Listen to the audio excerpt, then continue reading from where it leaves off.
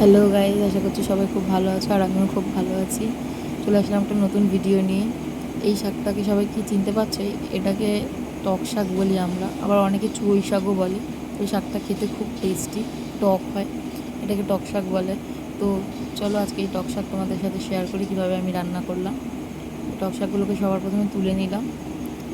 দেখো আমার সব টক শাক তোলা হয়ে গেছে। তুলে এবার চলো এটাকে ভালো করে ধুয়ে রান্না করি। তো প্রথমে কড়াইতে তেল দিয়ে তাতে কালো সর্ষের ফোড়ন দিয়ে লঙ্কা দিয়ে আর এই শাকটা দিয়ে ভালো করে সেদ্ধ করে নিয়েছি। তারপরে নুন হলুদ দিয়ে ভালো করে শাকটাকে দেখো আমি ফাটিয়ে নিচ্ছি। যত এই শাকটা তোমরা ফাটাবে তত শাকটা ভালো হবে, কড়াই নাহলে নিচের থেকে লেগে যায়। তার জন্য ভালো করে শাকটাকে শুকিয়ে একদম নিতে হয়। তো এই আমার শাক রান্না হয়ে গেছে, বেদানাও কেটে নিয়েছি। তো দুপুরবেলা আমার লাঞ্চের থালি রেডি।